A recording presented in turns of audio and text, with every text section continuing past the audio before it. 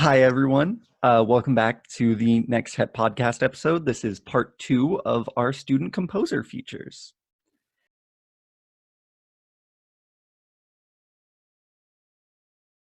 I am in my fifth year at UNLV, and this is my final year. And I just recently added on composition. Um, I originally was a vocal major, I still am, but I'm adding on this minor now, and I just found this new love for composition, especially for stage writing. And yeah, and I'm looking at grad schools. I ride horses on the side. um, got a lot going on, but yeah, I'm excited to be here. So what kind of drove you to be part of the composition program? It was really when in 2018 I went to my first young artist programs for opera, and we were in like the Ballad of Baby Doe and Little Women, and I was so inspired by like the different singers around me. They came from all around the world, and the directors, everything. The music was just amazing, and I just kind of had a song in my head, and I was like, oh my gosh, I need to write this down. But ever since I was like 12, I would improvise and write music, but it was never serious. But that's what really got it for me was when I went away and traveled to get outside of your comfort zone. And I was really inspired, so I started writing music and I auditioned for composition. The previous year, I didn't get in, I didn't have a very strong portfolio. And then this past year, I've been working on my opera, so they finally accepted me, and now I'm luckily studying with Dr. Bellor, and I love it. Yeah, So you're writing an opera. yeah. Sorry. Tell us a bit about that. So it's called Letters to Lily. It's getting premiered next year by Opera Las Vegas.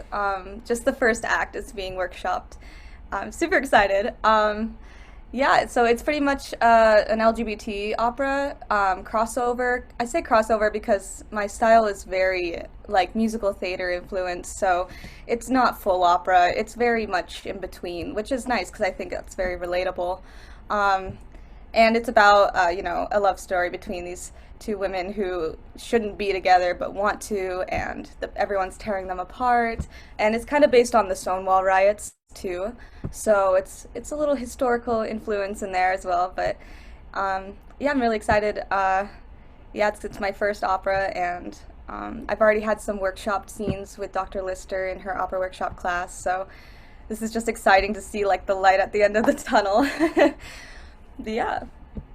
So what's the most favorite thing, or what's one of your favorite things that you've composed this semester? Oh gosh. I think it's the finale piece I've been working on for the last few months because it's really special to me.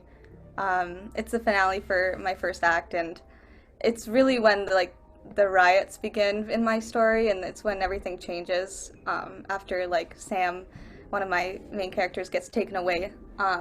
So it's like just this big like strong movement. I think after all the Black Lives Matter and everything going on in the world, it really inspired me to make the finale not so like cliffhangery in a way that's like sad, because at first I was going to leave it off as like her getting taken away and then it's like, oh no, what happens next? But instead I decided to change it a little and make sure that we end on a good note. So it's more of like a take a stance for what you believe in.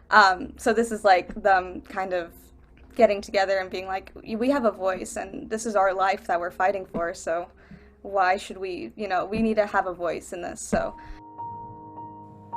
Wipe those tears away. Get back on your feet. There's a New York bay, quiet in the street. We are survivors.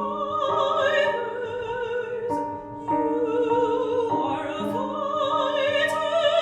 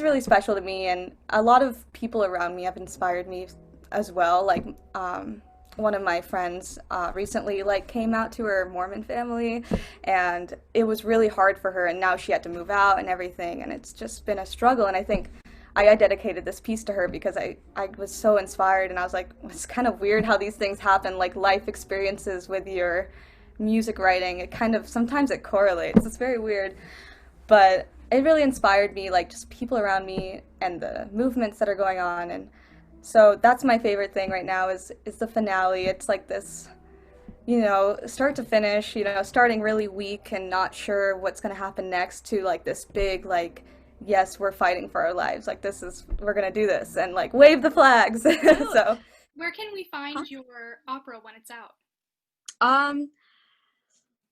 Well, I'm working on my website right now, so hopefully I'll be able to put up some sheet music and recordings soon. I already did 2 demos, so I'm hoping whenever Opera Las Vegas gives me like the go ahead, I'll definitely share it. Otherwise, definitely October 2021 is when we're planning on workshopping it / performing it in their new composer season. So, which includes Ricky Ian Gordon and like a few other composers I'm super excited about. So it'll be a good season. Yeah, I'm very excited. So, who are some of your guys' musical influences? Definitely from other composers like Aaron Copland. Wind band / orchestral composers of like modern / contemporary times. Some of my influences include Edgar Meyer, Andrew Lloyd Webber, and I love James Newton Howard. Oh yeah, Stravinsky's a big one. Alma Mahler, so underrated. Definitely Shostakovich. Like all my pieces have a little bit of Shostakovich. And then, of course, my dad, he's a composer as well, so growing up with him, I couldn't really get away, so... Bartok. Shostakovich, Prokofiev. I like to look towards Poulenc as well for the same reasons harmonically. I'm especially fond of his opera Dialogue of the Carmelites. In terms of sonorities and instrumental writing, I have huge inspirations from David Maslanka, which is a wind band American composer who just recently passed. And I hold him up to the highest regards. Lots of musicals, because that's how I started singing, was musical theater. So lots of Dear Evan Hansen, and then the old stuff, Rodgers and Hammerstein. Mahler, Mozart. I'm a huge fan of Polyphia, the band. There's a weird amount of Bach in my counterpoint I've been noticing lately.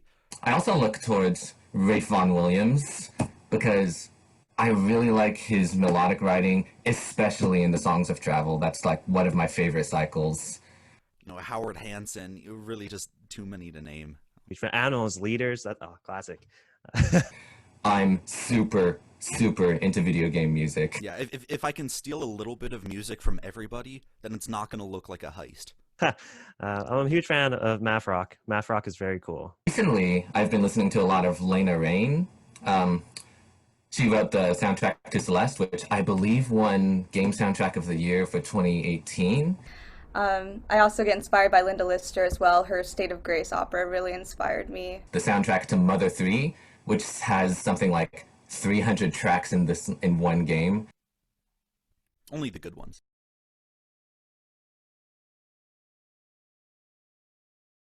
Tell us a bit about yourself. Yeah, so my name is Eric. I was born and raised in Las Vegas. I'm a 2000s kid, and I originally started music actually in elementary school, where we all played the recorder back then, but I took it a step further and picked up the clarinet.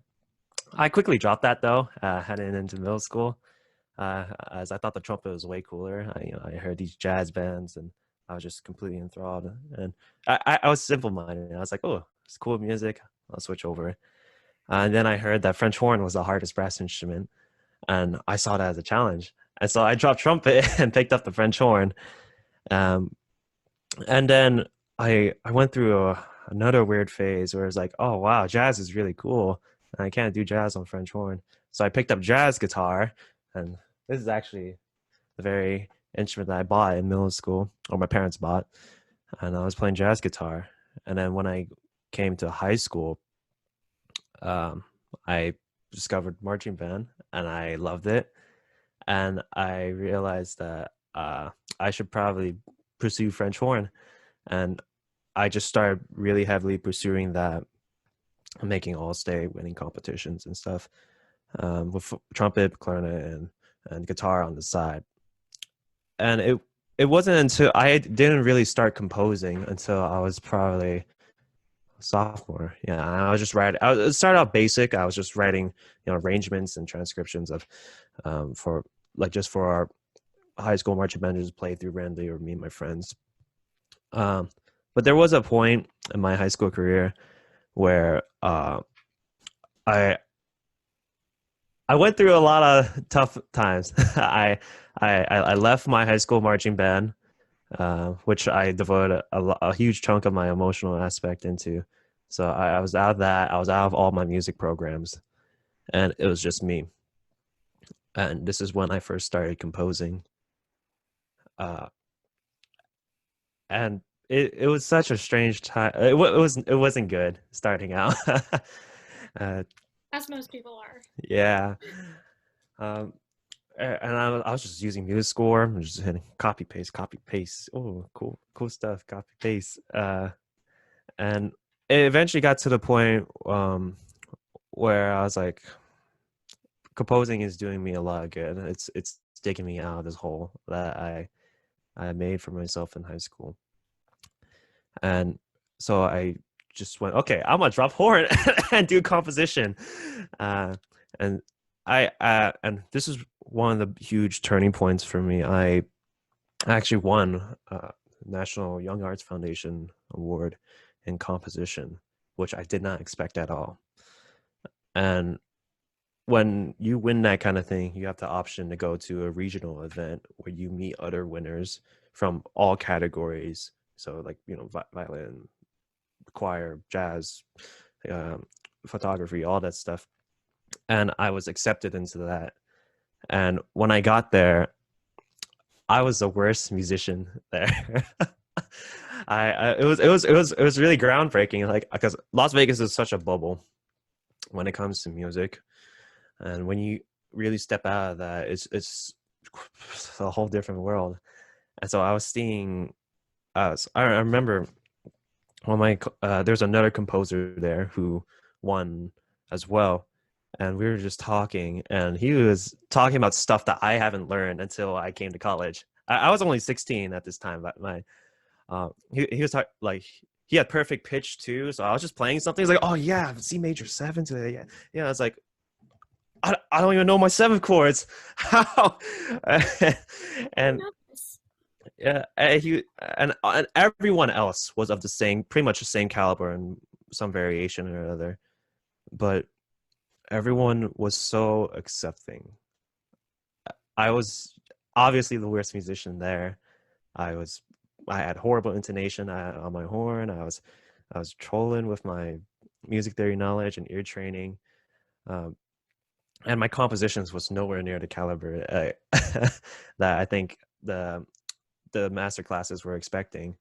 But the teachers, and especially there's one name I'll give a shout out, Luna Wolf. She was one of the teachers at this.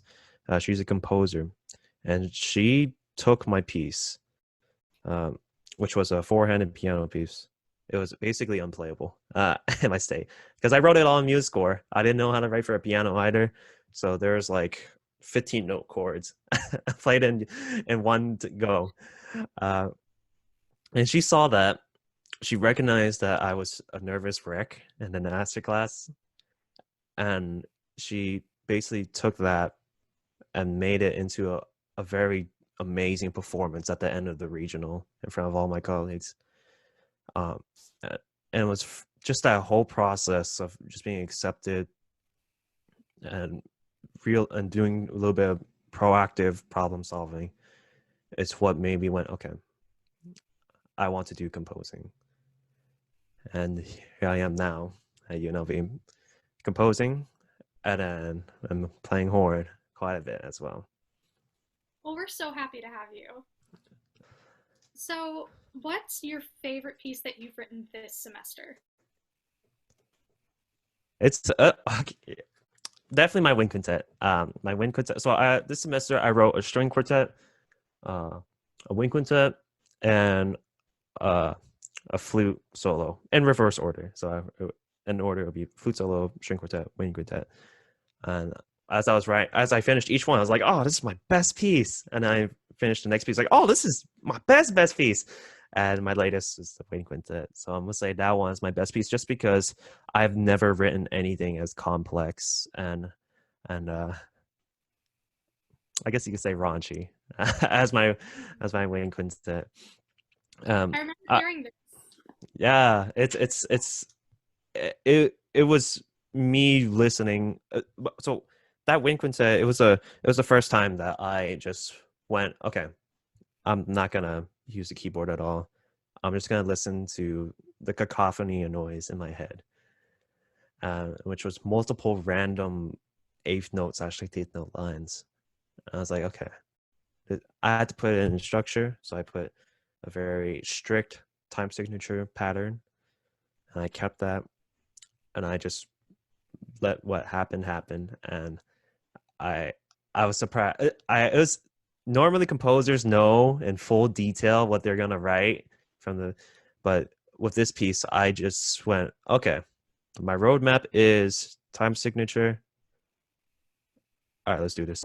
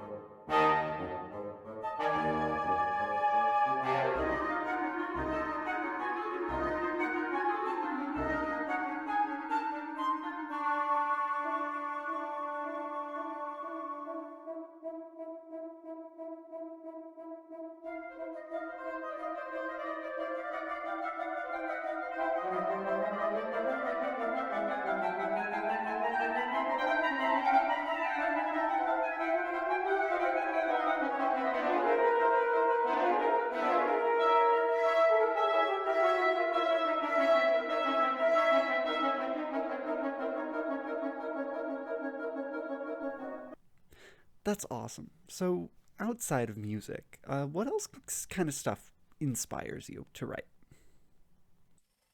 Oh God, I knew this question was coming. But my mom loves horses. Like, she used to own horses, so So when it comes to, I don't really seek inspiration from like nature.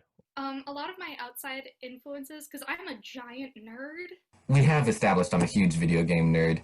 I recently, like, throughout the years, fell in love with horses and their behavior and just working with them. So she's like, yes, finally. I have a set time that I do my routine.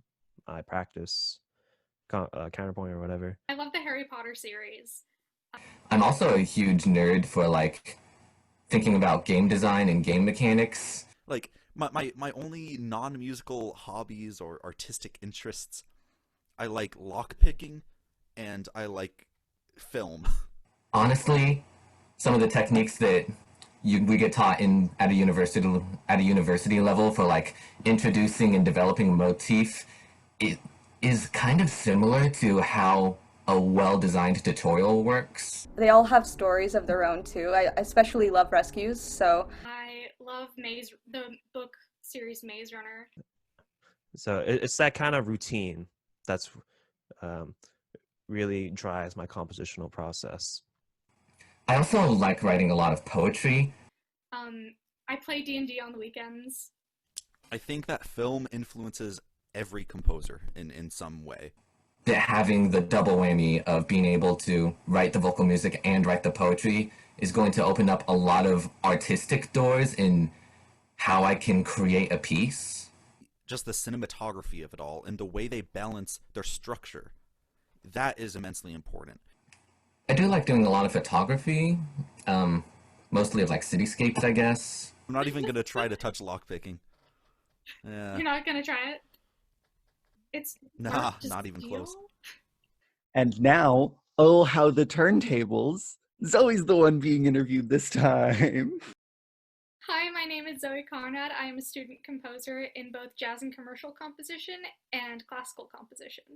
So obviously, that's 2 books, and D&D is entirely story-driven. Oh, absolutely. Would you say that storytelling is like part of your compositional process? Like, is story something you consider in writing a piece?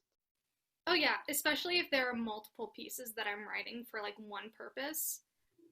So recently, me and Dr. Clements, shout out Dr. Clements, have been kind of going into the bossa novas and just writing jazz pieces in general, and all of the lyrical aspects have a story to them, and I love lyrics that share a story. So yeah. So I guess this is a good segue point. What are you working on right now? What kind of things would you want to share with people? Right now I'm just trying to dip my feet into composing. I'm in Music 213, which is the composition workshop, and that's been really helpful. Shout out to Dr. Vega. Shout out to Dr. Vega. I was about to ask, yeah. But yeah, that's been really, really helpful, and it gets me acclimated to the different styles and the different influences. Like Shostakovich, we have a lot of pieces that we kind of mimic, or we listen to different composers, and we have to like mimic the style or mimic the technique, and that's been really helpful. See, okay, one of the assignments was to model after Bartók, and it was during like the elections and everything, and I said, so I didn't do anything Bartók, however, I wrote entirely on the elections. There you go. And it is the stupidest thing I've ever written, and it's so funny. It's the greatest thing.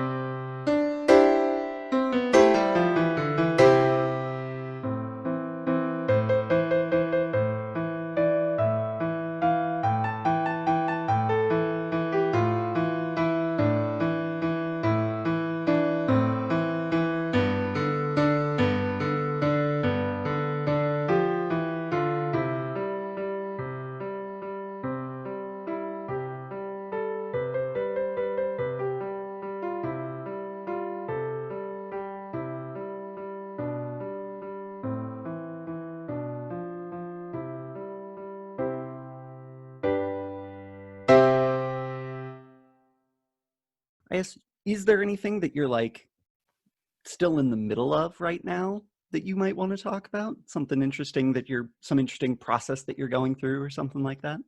So I get a lot of inspiration from people, and I love meeting new people and hearing about new things and new ideas. Something that I've been getting into is the witchcraft aspect, and I'm actually going to take an anthropology class that's called Witchcraft, Magic, and Religion. And I'm really into it. But one of the burning questions on my mind are there's so many traditional songs. There's so many of these folk songs that are based in Christianity, and there's so many folk songs that are based in the main religions. and none of them really branch out to paganism. So that's kind of my personal project. That's my pet project, is I want to make a choral arrangement based on the pagan side of things, because you never get to hear about it. So yeah. That's cool. That's cool. That's an interesting thing. Like you said, there's a hole in the literature that you want to try and go in and fill, Yeah. which is really interesting. Is there any specific instance you can talk about where, say, you were writing a piece and you ended up taking inspiration from a D&D game or a story that you had recently written or something like that? Is there a Absolutely. specific story you can tell us? Absolutely. So I run my own D&D campaign on Discord, and it's with people from all over the world. I have a couple people in Canada who play with me. I have a couple people in Ohio, Arizona, California, just everywhere. And I DM the game. And it's like our own virtual D&D campaign. I've never met them in person, but they're very, very amazing people. And something that I've been doing throughout the campaign is adding in storytelling songs or riddles or poems so that they get a better idea of the universe. So I've been writing a lot of story songs for them. They're not good. Like, they're far from good. But they're good enough. There you go. That's super cool. I know I don't play D&D, but I know everyone around me plays D&D. I just don't. It's so much fun. And I know that, like, every time there's a song involved or something, they just feel so much more immersed in the story. It doesn't even have to be good. Just having it there, it feels like a real sort of world, which is really cool. And it's nice to be able to be someone with that talent, to be able to provide that for everyone else, which is cool. So, I mean, the obvious question is, I know you said you DM that game. I assume you play in other games where you're not DM. Yeah. Do you play as a bard? No, I don't actually. Oh my goodness, how? How? I actually play as a ranger. Oh, is it because the instrument's too big to carry around with you all the time? Yeah, The bass is just, yeah. Like, that takes up all of my weight. Yeah, exactly. It's half the inventory space right there. Not helpful. Exactly. I know you mentioned James Newton Howard. You mentioned Andrew Lloyd Webber. Yes. Favorite pieces? I mean, what are your favorite pieces? By What's your them? favorite? Yeah. Okay, by them specifically. So, again, I'm a huge Harry Potter fan. I love the Fantastic Beasts score. Like, I know there's a lot of discrepancy between the first and second movies, and with J.K. Rowling being a horrible person and all, but I love the film score, and it's so beautiful. So, all of the film score for Fantastic Beasts and Where to Find Them. Specifically, I love Jacob's rag. Like, I don't know if you've seen the movie or not, but for those who have, Jacob Kowalski has a rag every time he walks, and it's just this ragtime playing, and it's so beautiful. Like, it's not even, I should rephrase, it's not beautiful, but it's funny. There you go. It's correct. We'll put it that way. But yeah, and then with Andrew Lloyd Webber, quite personally, I do love Phantom of the Opera. As cliche as it sounds, I love Phantom of the Opera. More specifically, Love Never Dies. Well, it's cliche, and it's popular for a reason. You know what I mean? Yeah. If it wasn't good, I don't know that it would be as successful as it is. Exactly. So, we have to ask, since Thanksgiving was shortly ago, what is your guys' favorite Thanksgiving meal? I know, it had to come to this. Definitely just the whole turkey dinner with the mashed potatoes sort of thing, cranberry sauce, all of that. I never really celebrated Thanksgiving, so My favorite thing is definitely just the spending time with my family, and we always listen to like jazz or put on some fun music, and my dad always ends up like dancing with me in the kitchen. And a nice medium rare burger. Yeah, that's what I'll be eating this Thanksgiving at least. A lot of people don't like pumpkin pie, right? They're thinking it's weird. It's like strangely gelatinous. Idiots. Actual idiots. Fools! I don't know if pumpkin pie is my absolute favorite Thanksgiving food, but it's up there, man. Ever since I was born, I love pumpkin pie. So much so that my grandmother calls me pumpkin pie. So that is my favorite of all time. When stuffing is soggy, it's terrible, right? It's like wet cardboard, but when it's like crunchy and it's its own thing. Well, I'm vegetarian, so I don't eat turkey, but I usually do get turkey substitute tofurkey, and I do a very long process of like marinating it, and I usually do something unique of cooking it every time. I really like the leftovers from that when I can use it for like sandwiches and stuff. Third thing that's up there, it's a three-way tie for me because I'm extremely indecisive. Canned cranberry sauce. I don't want that real stuff. I want the stuff that comes out of the can and it jiggles, and then you have to slice it with a butter knife. That is gold.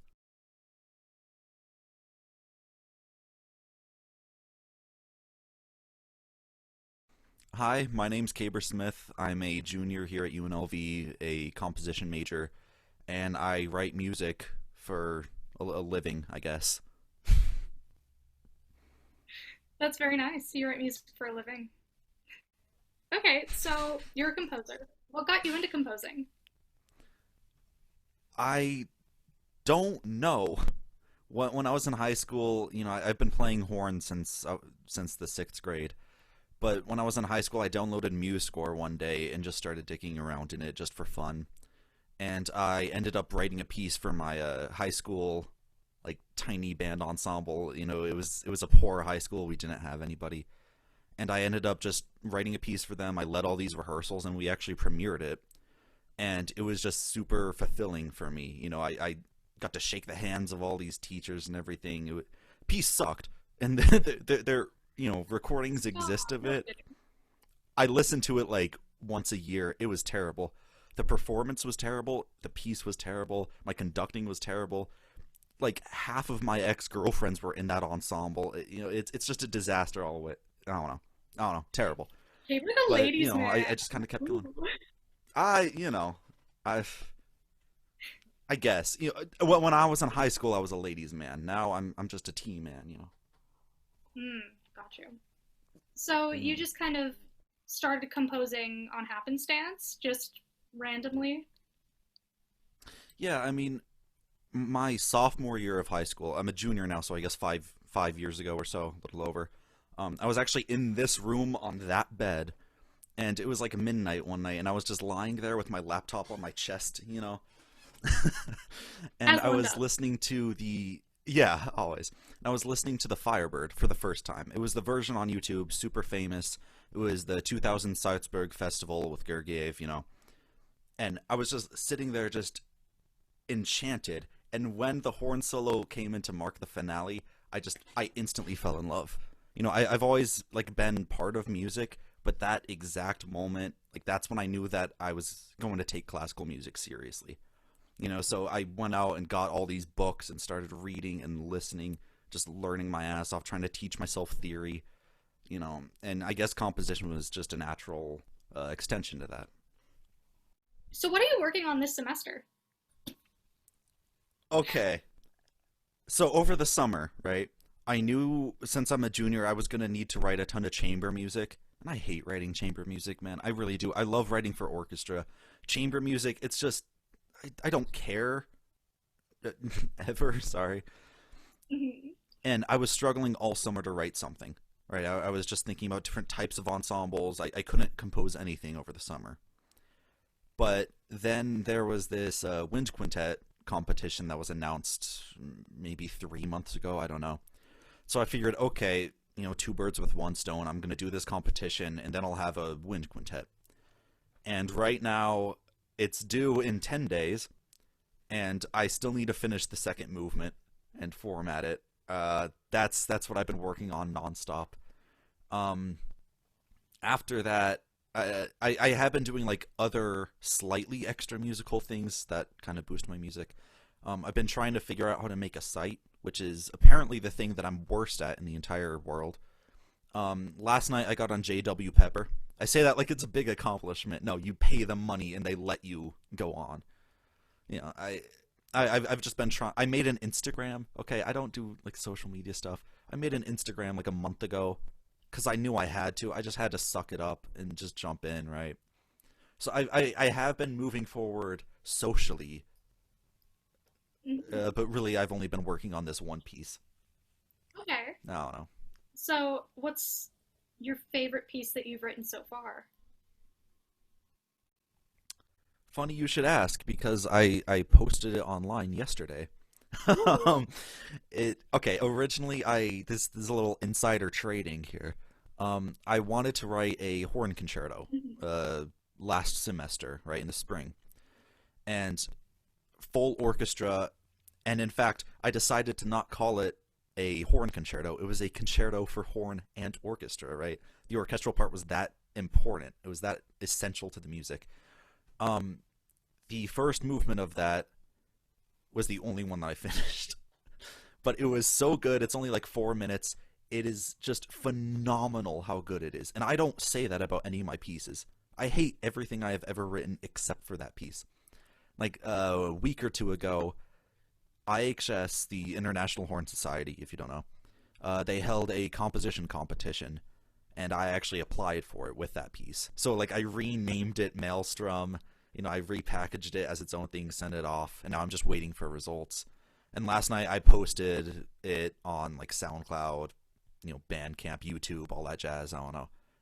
It's only 4 minutes, and believe it or not, it's with MuseScore playback. I didn't even have to make a MIDI mockup. The MuseScore sounded so good, I didn't even bother making a MIDI mockup. Wow. Like, that's how confident I am in this piece.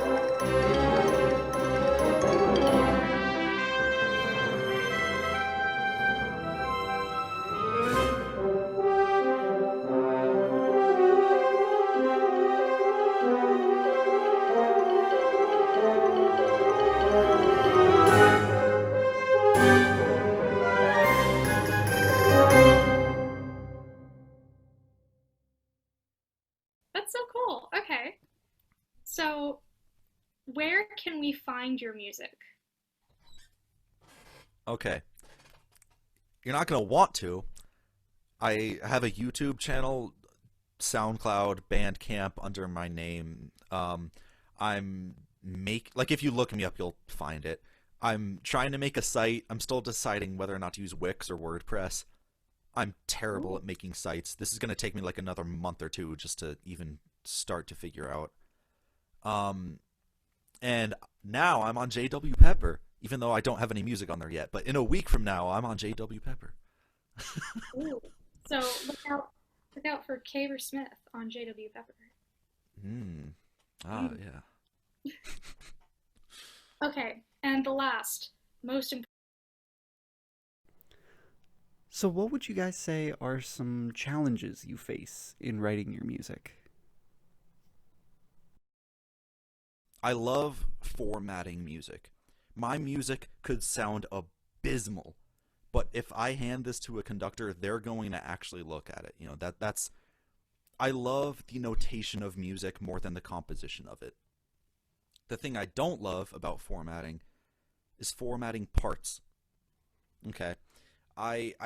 Yesterday I was reformatting this horn concerto thing, this little movement, and I exported all these parts, and there's like 30 different sections, and they all look terrible.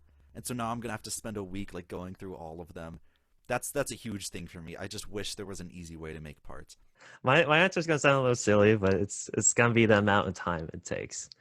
I do most of my composition, like everything is usually laid out in the preparing phases. Like for example, I have one of my manuscripts right here. Before I even write, I never start with notes. I usually just start with just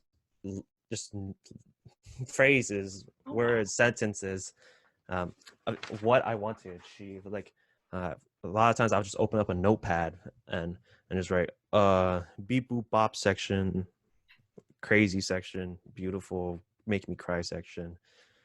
And just organizing those thoughts, it takes so much time. I don't know. Like, every piece has its own unique challenges. Like, I guess, for example, the wind quintet I'm doing right now, everyone's doing a wind quintet right now. There's a competition for that going on. It was originally going to be a theme and variations. I did a lot of changing to that, and now it's just like a 3-movement thing that's less about theme and variation and more about focusing on a very central motific melody and like trying to come up with like interesting ways to like develop that while still being very cohesive is a challenge in itself. And a lot of the solutions come from my variations on very contrasting textures to frame it. Oof. Well, I should have paid more attention in my theory classes, for one, because harmony is like my huge thing. I hate like progressions and like for some reason it never clicked for me, theory, as much as it probably should. I definitely write based on what I hear and at the piano, so I'm more of like an improv rather than methodical, like, oh, this will work because of theory, but you know, sometimes you can use that, which is good, but for me, that's harder to think that way. I don't have too much of an issue with orchestration. I have no issue with counterpoint. That's all just kind of natural. What I have an issue with is kind of tripping at the finish line. You know, when I'm writing a piece, and not the literal ending of the piece, although it often is, if I am 95% of the way done with a piece, and I can just see it, and I know that this could be done in a week, you know, I could finish it, I could publish it, I could format it, I could have all of this done and then move on to something else that I care about. I want to rush there.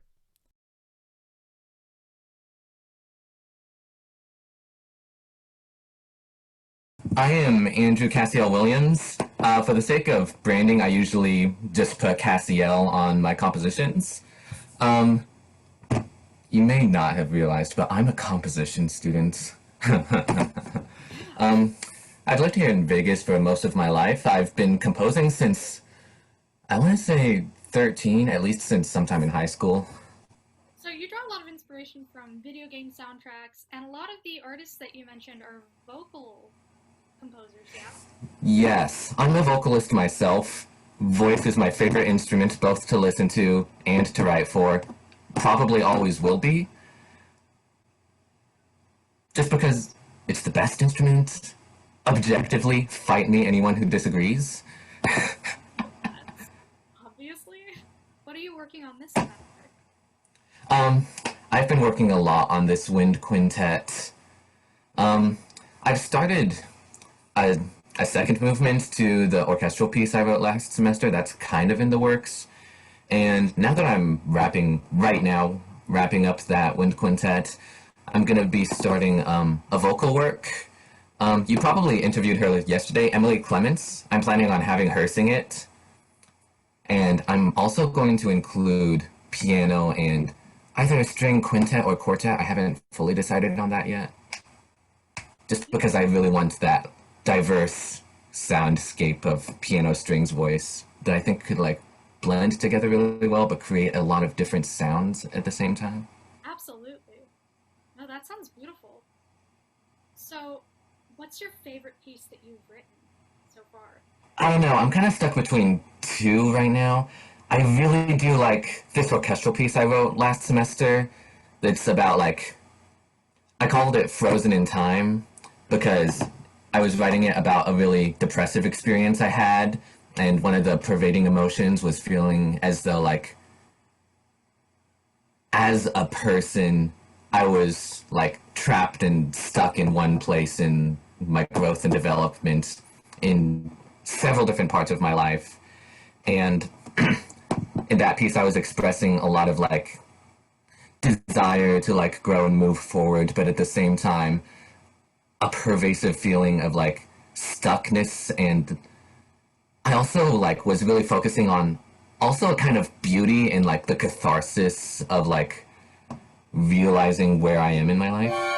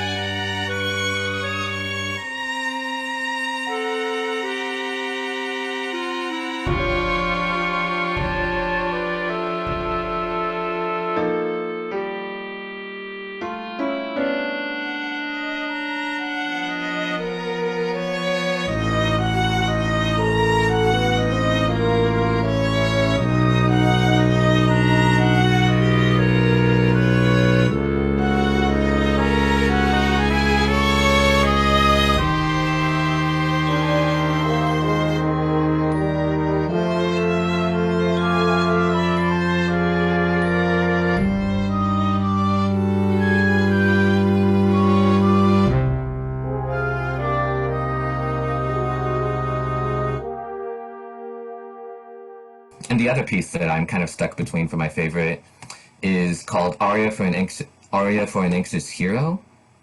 I wrote it for like either tenor or soprano. It doesn't super matter. The lyrics in that have been not done for a very long time. They're still kind of not done because like I took a hiatus from writing them. But music is all done, and I already know more or less what the lyrics are going to be about. It's part of a 9-part cycle that's been in the works for a while and is on hiatus about like this really complicated story about this fairy world and the human world, and there's like demonic summonings happening, and it's about this protagonist who's like a fairy child who's been like an outcast from the fairy world, and like there's a lot of metaphors about purity and everything. Aria for an Anxious Hero is more about like somebody singing to this protagonist and trying to encourage them because as a character they're very scared and anxious. And it's like, I tried to make it really emotional, and I think it's a pretty big success. That's amazing. That sounds really good. So where can we find all of these works? I'm working on that. Over, yeah. Right now I haven't exactly published any of these works on anywhere or on any website. I do plan on, like, specifically over winter break, once the semester is over, just going full out, trying to find some ways to make some good recordings of this, publishing them probably on YouTube or some other websites, making my own website for both me as a composer and a performer, singer. Yeah, that's going to be in the works this winter. Okay, so we'll absolutely look out for it. So we got to do big goodbye wave. Okay, ready?